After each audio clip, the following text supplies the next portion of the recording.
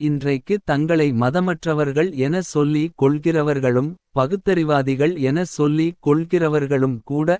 தங்களை பௌத்தவாதிகள் என சொல்லிக் கொள்ள தவறுவதில்லை.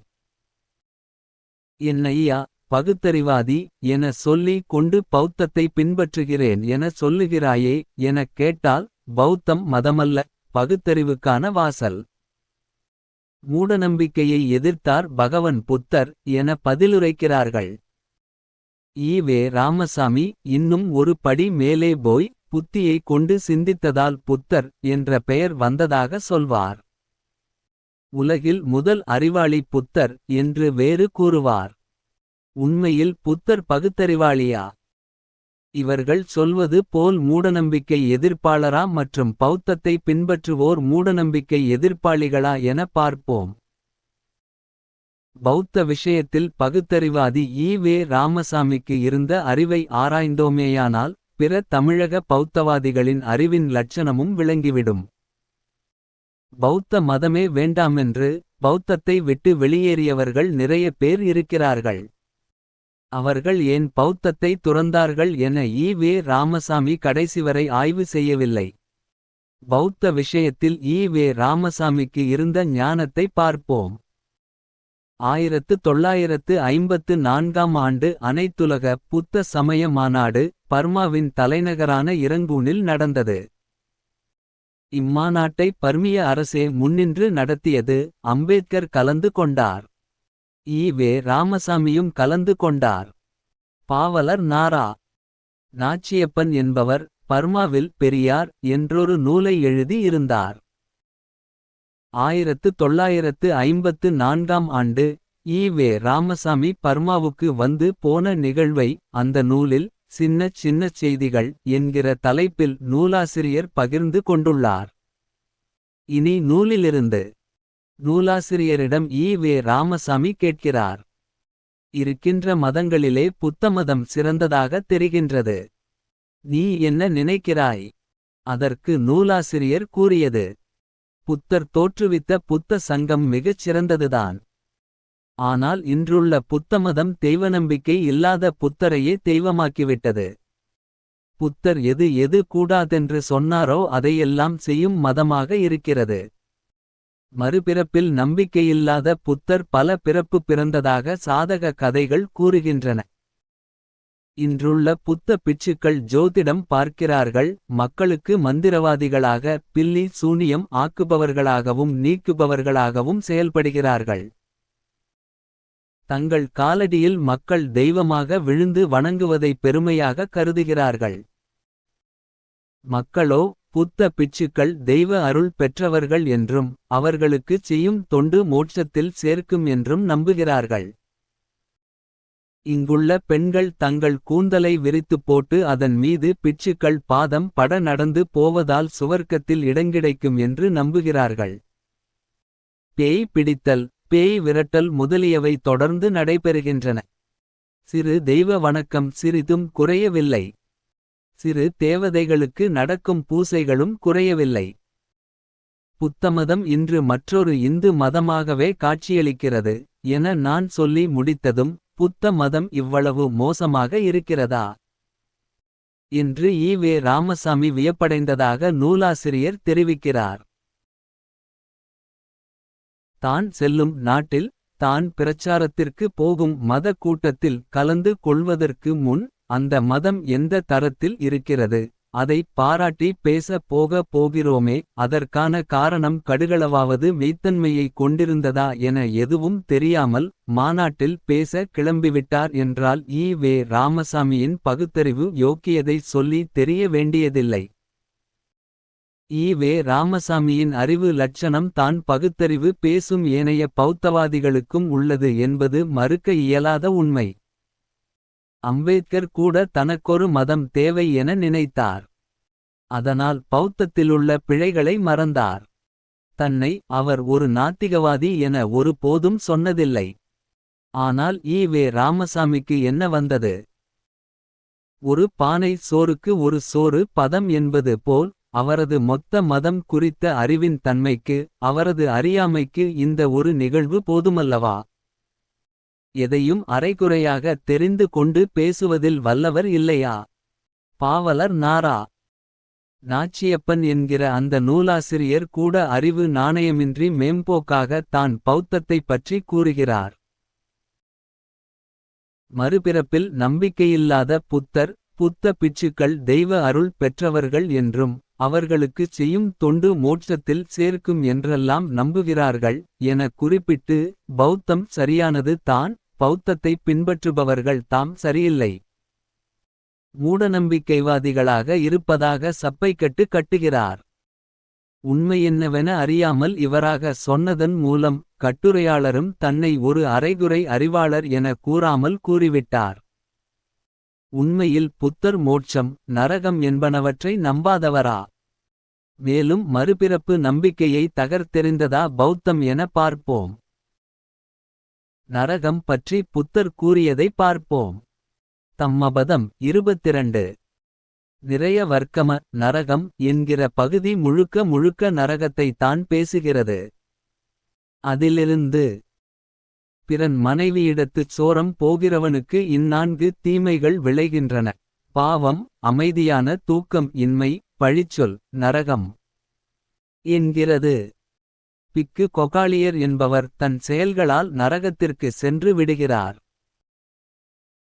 அப்போது பிரம்ம சகாம்பதி தேவர்களின் தலைவர் பகவரிடம் வந்து அவரை வணங்கி அவர் அருகில் அமர்ந்து, போற்றுதற்குரியவரே, பிக்கு கொகாலியர் இறந்து மறுமையில் சாரிபுத்திரர் மோகலானார் மீது தனது உள்ளம் இறுகி விட்டபடியால் பதும நரகத்தில் தோன்றியுள்ளார் என்றார். இதைக் கேட்ட ஒரு பிக்கு பகவரிடம், எவ்வளவு காலம் ஐயா பதும நரகத்தில் வாழ்வு நீடிக்கும் எனக் கேட்டார். பிக்குவே, பதும நரகத்தில் வாழ்வு கண்டிப்பாக நீண்ட நாள் நீடிக்கும். சில ஆண்டுகள் அல்லது பல ஆண்டுகளாகவோ, நூற்றுக்கணக்கான ஆண்டுகளாகவோ, ஆயிரக்கணக்கான ஆண்டுகளாகவோ, இலட்சக்கணக்கான ஆண்டுகளாகவோ கூட அது நீடிக்கும். அதை கணக்கிட முடியாது. ஆனால் இதற்கு ஒரு உவமானம் தர முடியுமா ஐயா? முடியும் பிக்குவே. உதாரணமாக ஒரு கோசலரின் மாட்டுவண்டியில் 20 படி எள் இருப்பதாக வைத்துக் கொள்ளுங்கள். இதிலிருந்து ஒரு மனிதன் 100 ஆண்டுகளுக்கு ஒரு முறை ஒரு எள்ளை எடுக்கிறான். அந்த கோசலரின் மாட்டு வண்டியிலிருந்து எள் பதும நரக வாழ்நாளை விட விரைவாக தீர்ந்துவிடும். மேலும் பிக்குவே, ஆபுதா நரகத்தில் 20 வாழ்நாட்கள் நிராபுதா நரகத்தின் ஒரு வாழ்நாளாகும்.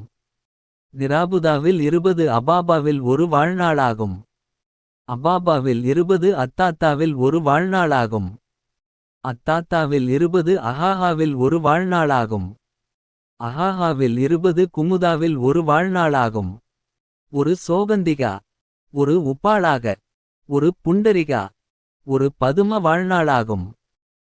இந்த பதும நரகத்தில் தான் பிக்கு கொகாலிய சாரிபுத்திரர் மோகலானார் மீது தனது உள்ளம் இறுகி விட்டபடியால் தோன்றியுள்ளார் என்றார் புத்தர். ஆக பௌத்தத்தை பகுத்தறிவு மதம் என்போரும் மூடநம்பிக்கையை எதிர்க்க துணிந்த மதம் என்றெல்லாம் கூறுவோர் அரைகுறையாக வாசித்திருக்கிறார்கள் என இதன் மூலம் அறிய முடிகிறது. ஈ.வே. ராமசாமியே பௌத்த துதிபாடிகள் எழுதி கொடுத்ததை வைத்து பௌத்தத்தைப் பற்றி ஒரு அனுமானமாக பேசி இருக்கிறார் என தான் சொல்ல வேண்டும். பகுத்தறிவாதி என சொல்லி கொள்கிறவன் இம்மாதிரியான அரைகுறை புரிதலுடன் பேச வெட்கப்பட வேண்டும். மேலும் பகவன் புத்தர் கூறுவதைக் கேட்டால் நரகம் குறித்த இந்து மத கதைகள் எல்லாம் பௌத்தத்திடம் பிச்சையெடுக்க வேண்டும் என சொல்லலாம். புத்தன் சொன்னது: ஊத்தைவாயுடையவன், பொருந்தா போய் பேசுபவன், இழிவானவன், துரோகி, தீயவன், தவறான காரியங்களைச் செய்பவன், சோரபுத்திரன், அப்படிப்பட்டவன் இங்கு அளவாக பேசு. இல்லாவிட்டால் நரகத்தில் வாழ வேண்டி வரும். நல்லவரை நிந்தித்து அவர்களுக்கு தீமை செய்ய மண்ணை வாரி தூற்றுபவனே, உலகில் பல தீமைகளைச் செய்துள்ளாய், காலப்போக்கில் நீ நீண்ட நாள் நரகத்திற்குச் செல்வாய். ஒருவர் செய்த வினை அழிக்கப்படுவதில்லை, திரும்ப அவரிடமே வரும் அவரது எஜமானாக. எனவே முட்டாள் எதிர்காலத்தில் தனக்கு தானே துயரத்தை உண்டாக்கிக் கொள்கிறான். நரக வாழ்வு இரும்பு தடியால் அடிக்கப்பட்டு கழு மரத்தில் ஏற்றப்பட்டு தகுந்த உணவே கிடைக்கும் பழுக்கக் காய்ந்த இருப்பு பந்துகள் போல. அங்கு உள்ளவர் மென்மையாக பேசுவதில்லை, உதவி செய்யவும் எவரும் முன் வருவதில்லை. பாதுகாப்பான இடத்திற்கு அழைத்துச் செல்லவும் யாரும் இல்லை. எத்திசையிலும் பற்றி எரியும் பாயே படுக்கை. எரிகின்ற வலையில் சிக்கிக் கொள்வார். இரும்பு சுத்திகளால் தாக்கப்படுவார். எல்லா பக்கமும் பரவும் இருட்டில் எதையும் பார்க்க முடியாதவாறு அழைத்துச் செல்லப்படுவார். பின் எரியும் இரும்பு அண்டாக்களில் நீண்ட நேரம் அவிக்கப்படுவார். கொந்தளிக்கும் தீப்பிழம்புகளில் மேலும் கீழும் குதிப்பார். உதிரமும் சீழும் கலந்த நீரில் அவிக்கப்படுவார். எங்கு திரும்பினாலும் எதை தொட்டாலும் புழுங்கிப் போவார். பின் தீயவர் புழுக்கள் நிறைந்த நீரில் சமைக்கப்படுவார். ஆனால் உள்வளைவு கொண்ட பெரும் அண்டாக்களிலிருந்து தப்பிக்க முடியாது என்கிறார் பகவன் புத்தர். அப்பப்பா எப்பேற்பட்ட நரகத்தை காட்டுகிறார். ஆபிரகாமிய மதங்கள் தோற்றுவிடும் போலும் புத்தன் முன்னால். இது தான் பௌத்தத்தின் யோக்கியதையாக உள்ளபோது இன்றைய பௌத்தர்கள் மோட்சத்திற்கு போக என்ன வழி என தேடத்தானே செய்வார்கள். இந்த உண்மை தெரியாத பர்மாவில் பெரியார் நூலாசிரியர் நாச்சியப்பன் புத்தம் சரியானது தான் என சான்றிதழ் அளித்து புத்தத்தை பின்பற்றுபவர்கள் தான் சரியில்லை என்கிறார். எல்லோரும் நுனிப்புல் மேய்ந்த பேர்வழிகள் என சொல்லலாம். மறுபிறவி குறித்து எழுத நிறைய உள்ளது. மற்றொரு பதிவில் அதனை காண்போம். பௌத்த பிக்குகள் யோக்கியதையை தொடர்ந்து பார்ப்போம். சாமியார்கள் பாதிரியார்கள் பாலியல் லீலைகளுக்கு சற்றும் சளைத்ததல்ல. பௌத்தம் கோலோச்சும் நாடுகளில் பிக்குகள் செய்கிற லீலைகள். ஒரு மதத்தின் யோக்கியதையை பார்க்க வேண்டுமென்றால் அவர்கள் சிறுபான்மையாக இருக்கிற இடத்தில் அதன் லட்சணத்தை பார்க்க கூடாது. பெரும்பான்மையாக உள்ள இடத்தில் என்ன தரத்திலுள்ளது என தான் பார்க்க வேண்டும். தாய்லாந்து ஸ்ரீலங்கா போன்ற பௌத்தம் பெரும்பான்மை நாடுகளில் பிக்குகள் மீதான பாலியல் குற்றச்சாட்டுகள் நிறைய. பிக்குகள் செய்யும் தவறுகளுக்கு புத்தர் எப்படி பொறுப்பாவார் என கேட்கக்கூடும். புத்தரை பகுத்தறிவாதி என போற்றும் பௌத்தவாதிகள். புத்தர் மீதே பாலியல் குற்றச்சாட்டு உண்டு.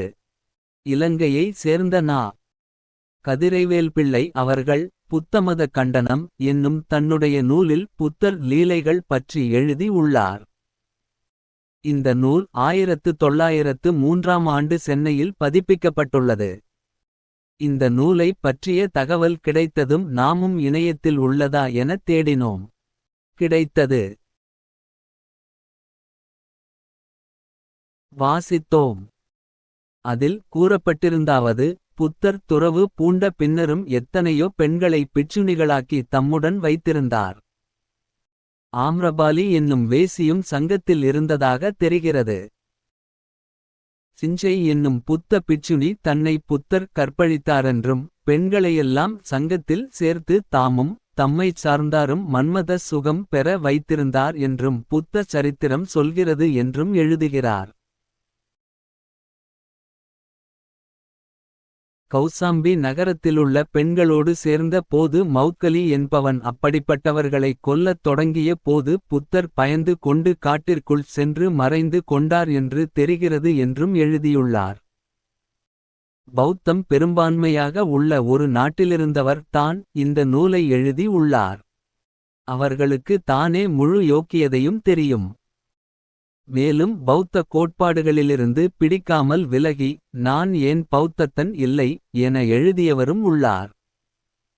நான் ஏன் கிறிஸ்தவனல்ல என்று கேட்டு எழுதினார் பெர்னாட் ரசல். நான் ஏன் இந்து அல்ல என்று விளக்கினார் அம்பேத்கர். நான் ஏன் முஸ்லிம் அல்ல என்று நூல் எழுதினார் இபின் வாரக். நான் ஏன் பௌத்தன் இல்லை என்ற நூலை இவான் தாம்சன் எழுதினார். எத்தகைய அறிவாளனும் மதத்தை கட்டி கொண்டு அழ ஆரம்பித்தானேயானால் அவன் நேர்மையாக பேசுவான் என நம்புவதற்கு இடமில்லையே.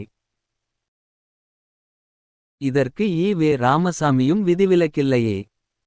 பௌத்தத்தில் மறுபிறப்பு பற்றிய கதைகள் பற்றி அடுத்த காணொளியில் பார்ப்போம்.